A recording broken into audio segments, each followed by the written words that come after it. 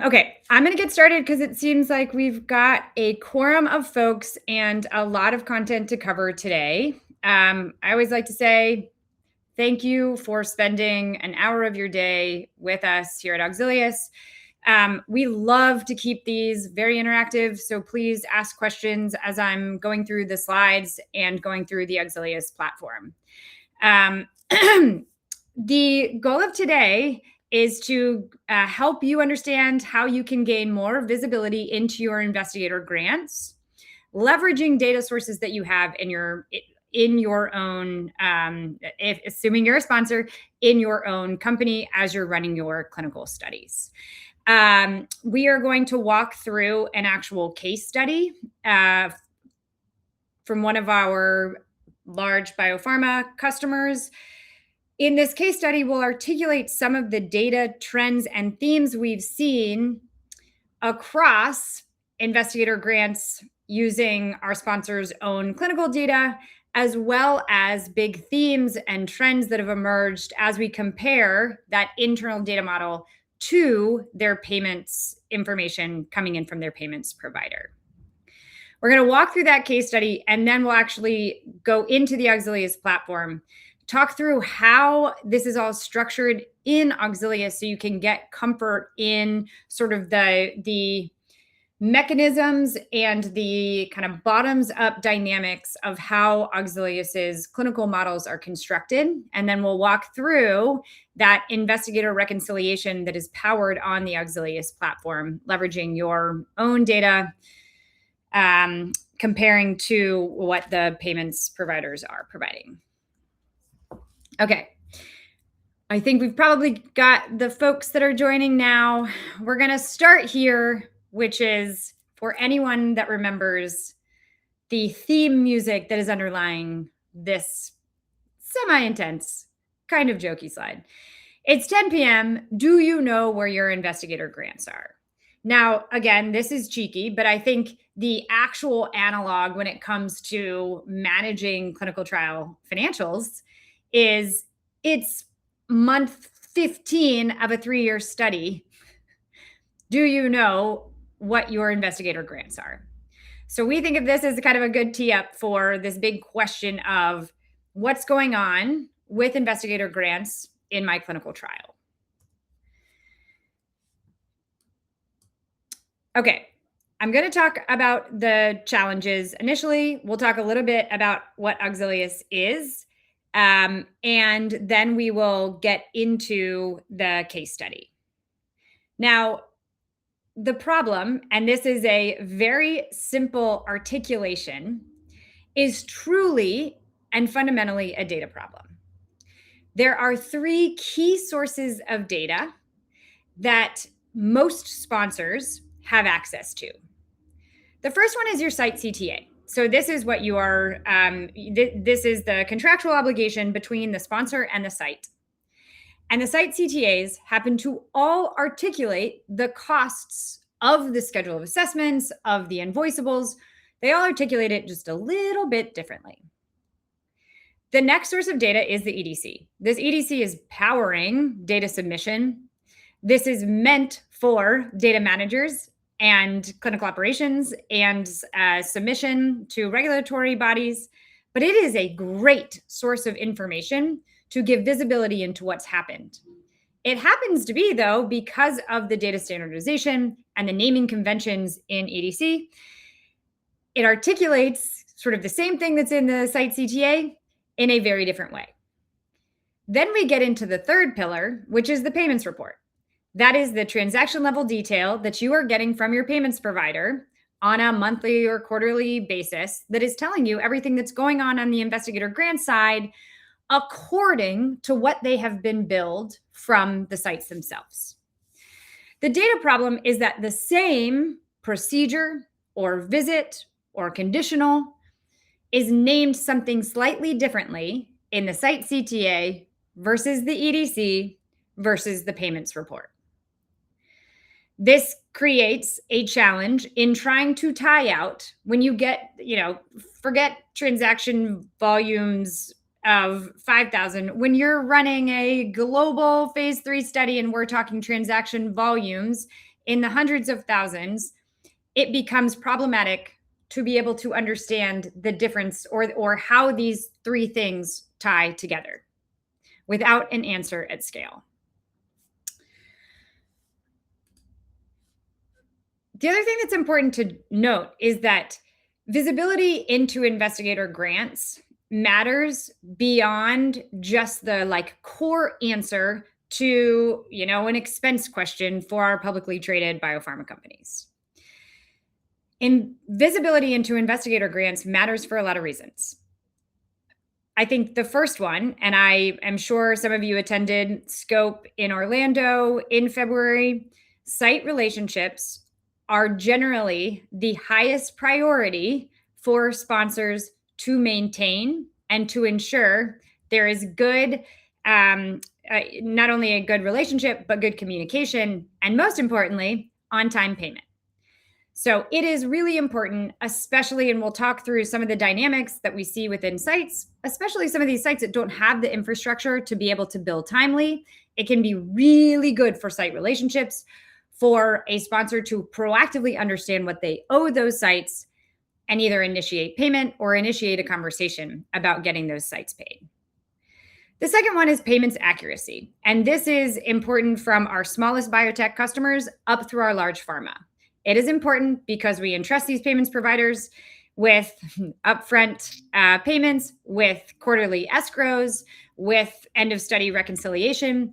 It's important that we are driving a bit of accountability around payments accuracy, especially when you're talking across an entire portfolio. And then the third one is just really core to a lot of what Auxilius is kind of core DNA is about. Budget and forecast confidence. So I received an initial forecast from my CRO when it comes to investigator grants, and it is by definition wrong, right? We know that we are using an average cost on the first day of the study. And as we get more information within the study, theoretically, those CRO forecasts should update. They generally do not. And so it is incumbent on the sponsor to understand where enrollment is occurring, the mix of enrollment at high cost versus low cost sites to drive accurate investigator forecasts. For my small biotechs that are looking at cash runway, this is of critical importance to understand when this cash is going out the door. I think what we see with our pharma customers across the whole portfolio is a question on where capital allocation is happening, especially if we're seeing big swings in the expense on the investigator side, and then when those costs are inevitably going to be paid out.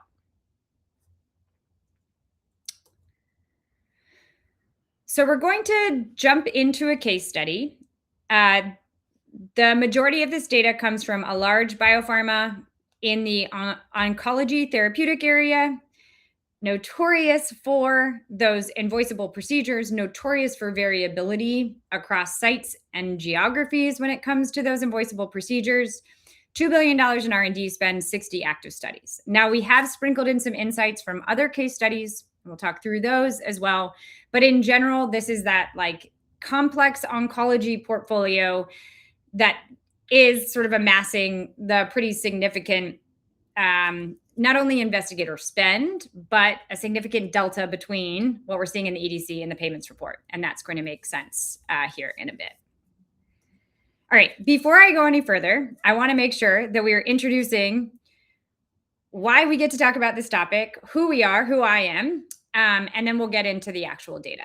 So I think everyone saw within the intro, I'm the COO and co-founder of Auxilius. Auxilius is first to market finance and accounting software built specifically for the complexity of outsourced R&D spend. So we're going to spend a lot of time in our investigator grants intelligence module today. It's important to note that we do end-to-end clinical accruals. We support CMC and preclinical. We have scenario modeling for clinical trials. We sort of support the end-to-end clinical trial financial management for sponsors ranging from, as I mentioned, small biotechs up into large pharma. We have just at 100 biopharma companies on the Auxilius platform. Now, in terms of what it matters today, what Auxilius does to answer these investigator intelligence questions, we are going to take the disparate data, the data that you have in-house as a sponsor, structure that data, create that taxonomy that connects CTAs and EDC and payments files, and we are going to give you a structured data asset across your study, across your entire portfolio that can drive site payment validation, investigator budget visibility that includes exactly the dollar amount that has been incurred life to date across all of your sites, and an automated and accurate investigator forecast. So we're taking your trial data direct from EDC and IRT, we're taking your CTAs, and we are scraping and standardizing all of that, all of this sort of different ways that these site contracts talk about the invoiceable procedures, the site, those overhead site costs, a lot of the kind of itemized site costs that can vary pretty dramatically.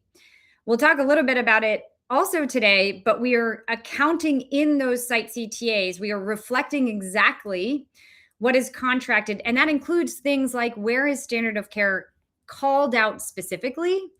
And then how can you start seeing whether or not those standard of care trends are playing out in the actual payments? All right, so let's dive into the data.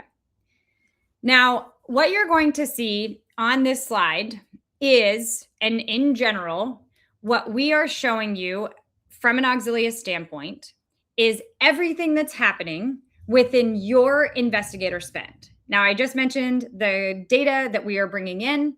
We're creating a clinical data model that captures your schedule of assessments, your patient groups, your treatment arms, your various cohorts, all of the site amendments that have happened, all of the protocol amendments that are happening.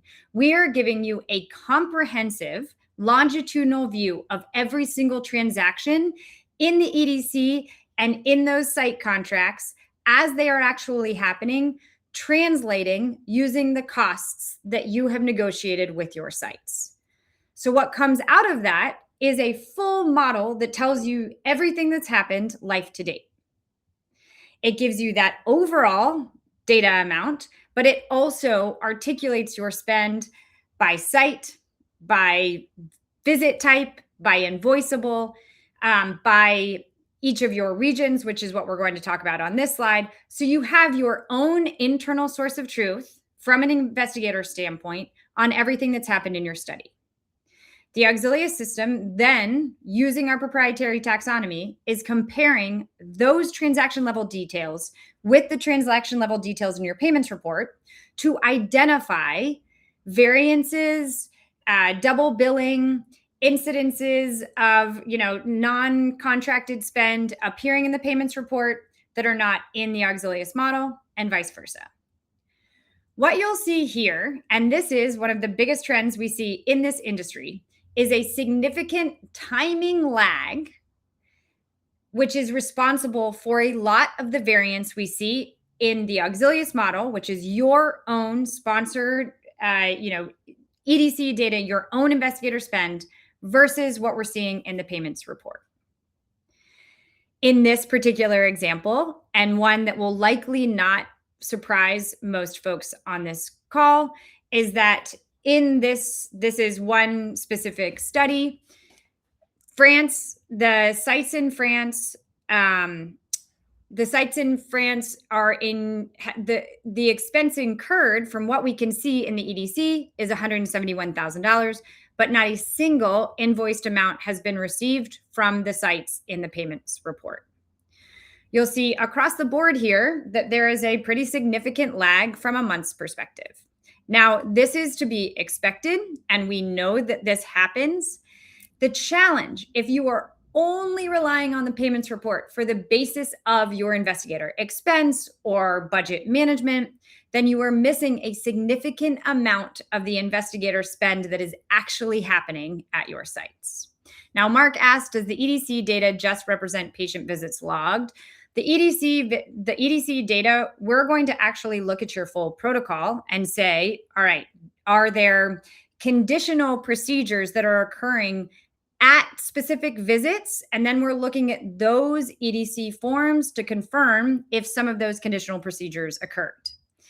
For things like invoiceables, so we'll always look at the UNS file to determine if there are other procedures that happen outside of the schedule of assessments that you are conceivably on the hook for. If there is another really important one, hospitalization can be a pretty significant cost. A lot of times we'll see an indicator of that in the EDC, and we will incorporate that into the model. So we're trying to encompass everything that could be visible in the EDC that has an impact on the cost. Mark, it's a great question, and let me know if I answered it fully or if there's any follow-up questions.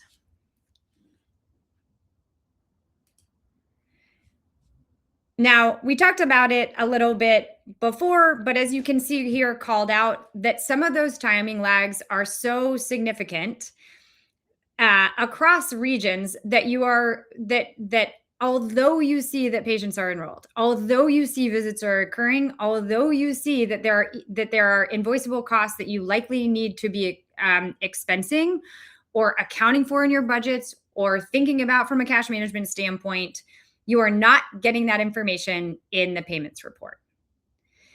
I'm going to say it again because it's really important. If you're relying on the payments report as source of truth for your accrual or as an indicator of what you conceivably owe in your study, then you are likely missing significant portions of cost on the investigator side. Now, I want to dig into another example, and this gets pretty specific around a class of invoiceables. I think anyone that's run studies that requires either line iteming, contracting for imaging separately from the schedule of assessments, or any of the sort of complex therapeutic areas, you've likely run into some of these dynamics around the invoiceable costs.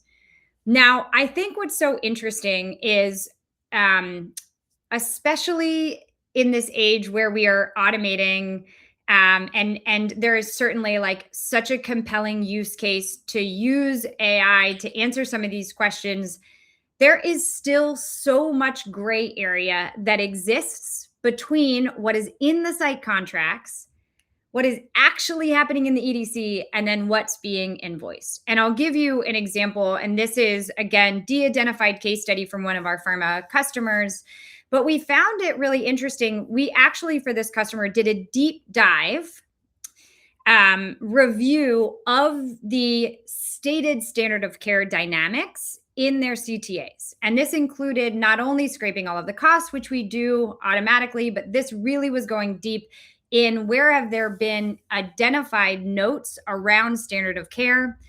We generally see those obviously in the US. We see some mentions in other geographies, but then because we have the data and we have some of these SOC notes tagged, we can actually do an analysis of where we're seeing was there a standard of care mentioned in the contract, but that is not pulling through to the actual billing.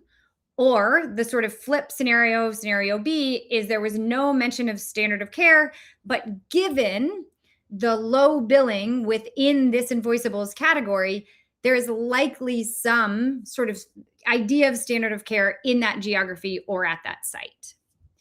I think specifically, especially as you're thinking about planning for your next study and understanding what is the sort of percentage of patient invoiceables that you should be thinking about, that percentage of patient invoiceables as a percentage of overall patient visit costs, really understanding these geographical dynamics, these site dynamics.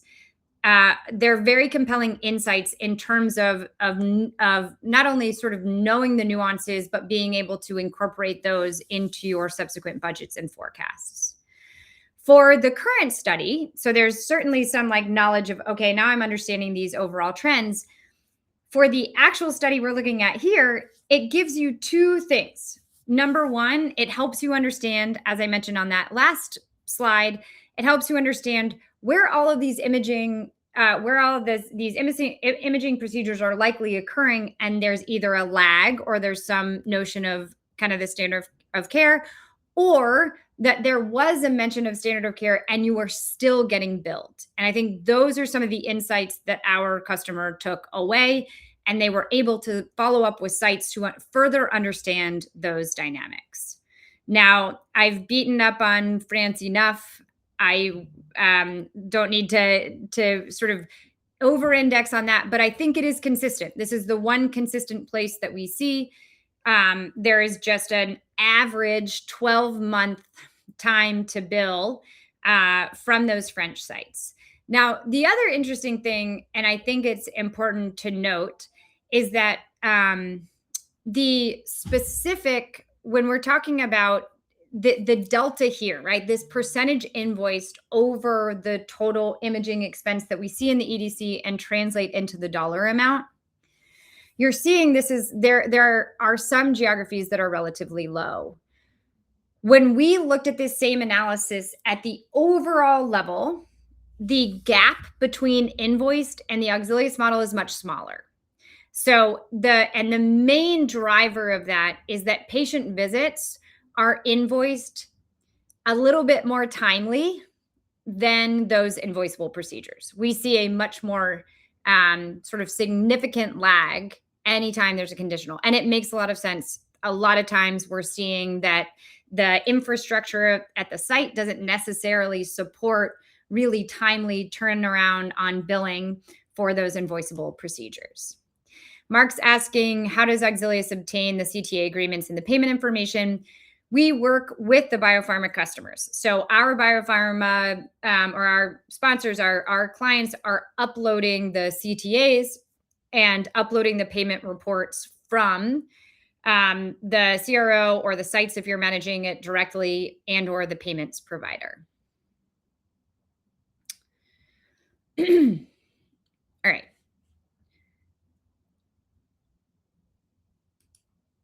Okay.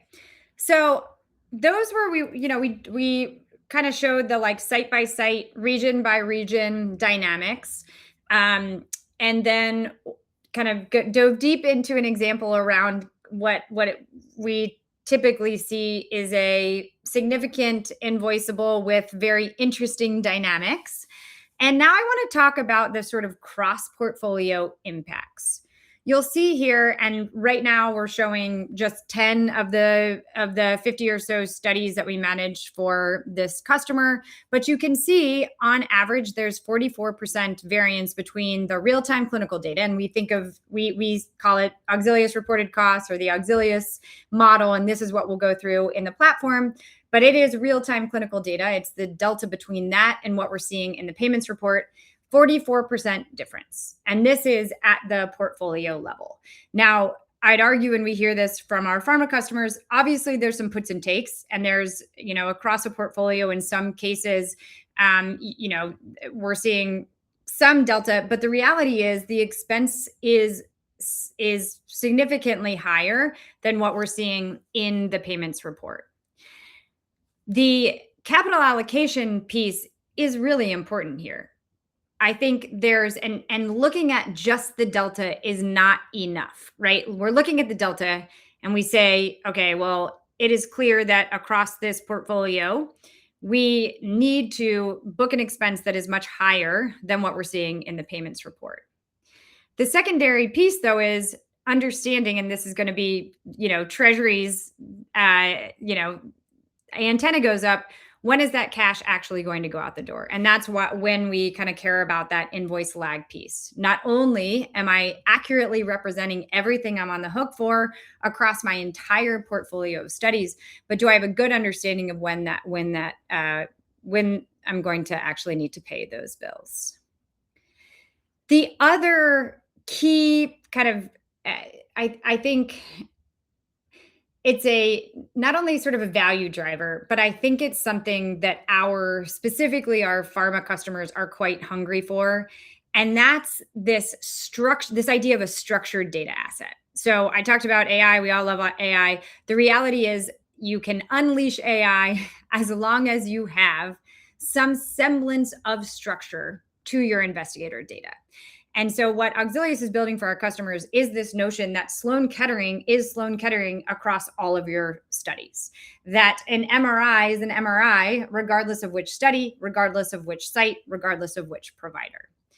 Now, everyone has this data from the smallest biotechs we work with up to large pharma. You technically have this data in-house. You have your CTAs, you have your EDC data, you have your payments reports, but structuring it in a way that you can recognize the trends at Sloan Kettering across your portfolio, that is a big data project and one that Auxilius takes on in order to power all of these insights. So not only are you getting good information on your current study, but you are sort of understanding the cross-portfolio dynamics in actionable ways. All right, I'm going to skip over this. Basically, we're going to dig into what investigator reconciliation looks like in the actual Auxilius product. But this is the kind of culmination of being able to compare what's happening in your actual study with what we're seeing in the payments report. Before I move into the Auxilius product, I just want to share a couple of last kind of anecdotes. You've heard these thematically come out. I think it's interesting because we highlighted these for this specific case study, but we're seeing the same dynamics across most of our customers, most of our studies. We talked about the first one, pretty significant lag between the procedure and the payment date. And all that data exists. You have the date in the EDC, you have the payment date within the payments report.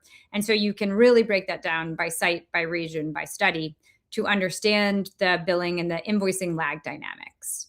I think I mostly do not have accountants on today, but I do think this is something auditors look at, right? Auditors are looking at if there is a significant lag between procedure date and invoice date, what is your mitigation strategy to ensure that there is completeness around that investigator accrual? The other thing that I have not talked about yet, and we will kind of show examples of in the product, is this notion of incorrect billing. So because we are looking transaction by transaction in this case study, there were 3 sites that were billing for incorrect patient group costs. So when I first mentioned sort of construction of that investigator model, a lot of what we're doing is ensuring that we are accurately depicting all of the dynamics of your study. And that includes patient groups, cohorts, treatment arms. That includes the various amendments and when those amendments were effective to ensure that the right cost at that point in time are applied to that visit or that procedure.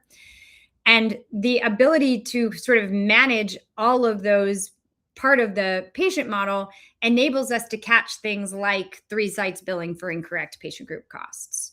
We know for a lot of our studies that there can be a significant difference in those patient group costs. And so it's important to be able to kind of calibrate the model and ensure that it is kind of accurate and fulsome enough that you can understand and catch, misbillings. I think we saw this a lot. 18 of 25 sites with patient invoiceables have not billed for invoiceables to date. So in that, I showed that like overall portfolio, there's only 44% variance between the expense and the payments report. But if you dig into that, like we did on the imaging side, you'll see that the invoiceables are lagging a lot more. Now, I am sure if you have run studies, you have seen this in real time. And the way that this manifests in a lot of cases is you will, you'll be going along and getting the invoices from the CRO that really just contain the patient visits. And then there's a huge catch-up invoice. And, this is, if you weren't necessarily budgeting for that, you're on the ClinOps side and you're needing to explain what's driving that. It can be hard if you are just relying on that payments information. If you're on the accounting side, obviously there's going to be big questions on where did that data come from and had you been accounting for that in the past. All right. And then I do have a question in the chat. I think this is a good one. So what happens if sites are late to enter their EDC data? We see this all the time. Our model is cumulative. So if the EDC is coded in the next month, it is going to accurately reflect when that visit happened. So you'll always have the catch up and you'll always be able to see that comprehensive investigator expense. We also have a feature in our model that predicts when the visits are going to occur, even if they're not yet coded into the EDC data. We want to be able to see, we want our customers to be able to have that visibility into projected but not yet coded patient visits. So of course, that happens all the time. We know that EDC data can be lagging. And so we have some features that sort of account for that.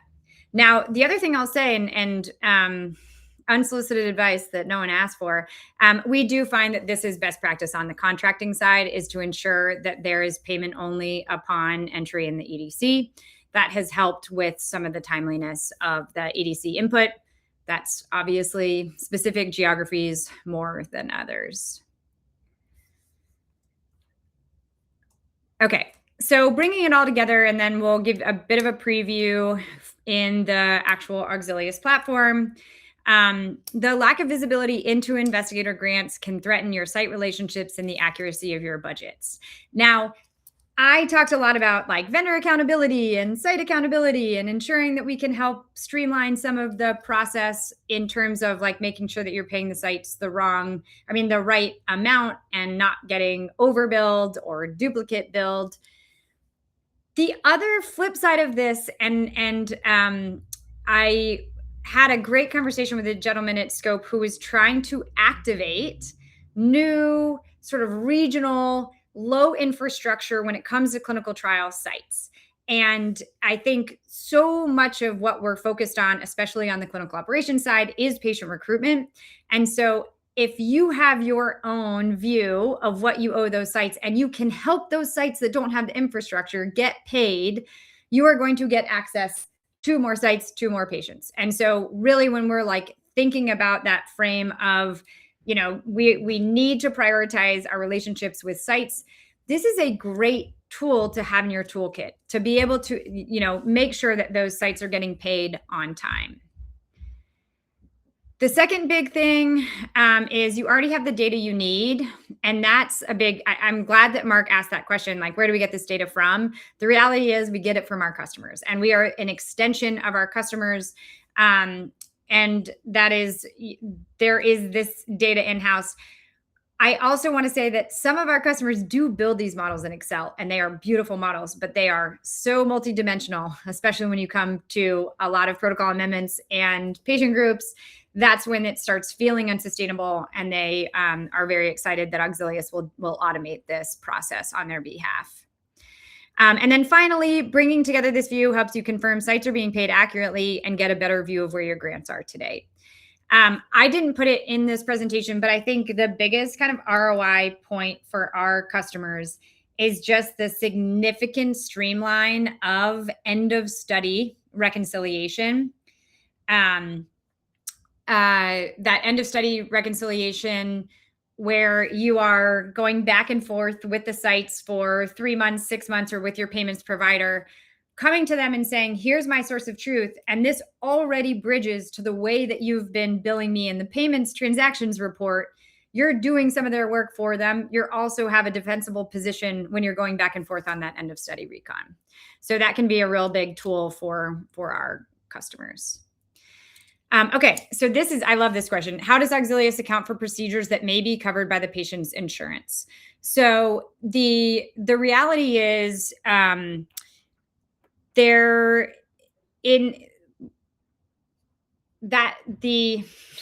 insurance dynamic is not going to be called out specifically in the site contract outside of this notion of this is standard of care and it should be covered.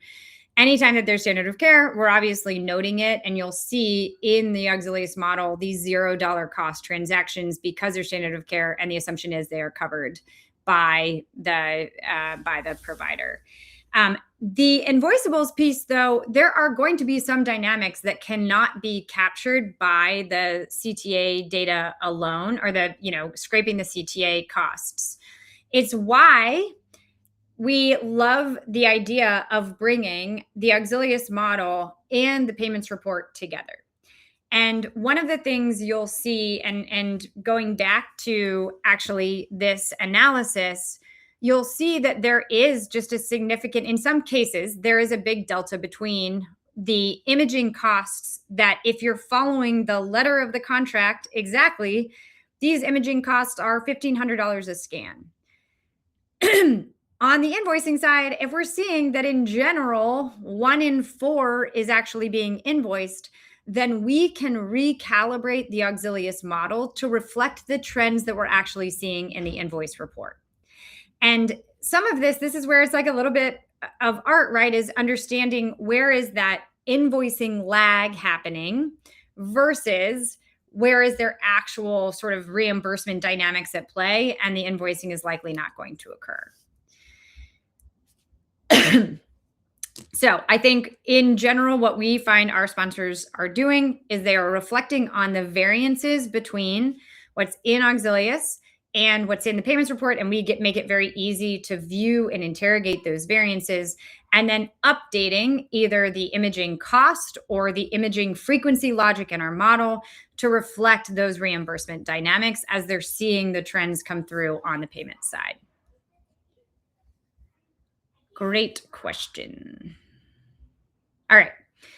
So I think that's the case study.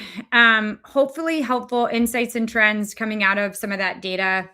I do want to, and I think I'm glad Mark is prompted, and Ryan, thank you for prompting some questions around the construction. Hopefully you'll actually see all of the insights that I provided, or the explanations actually in the clinical model.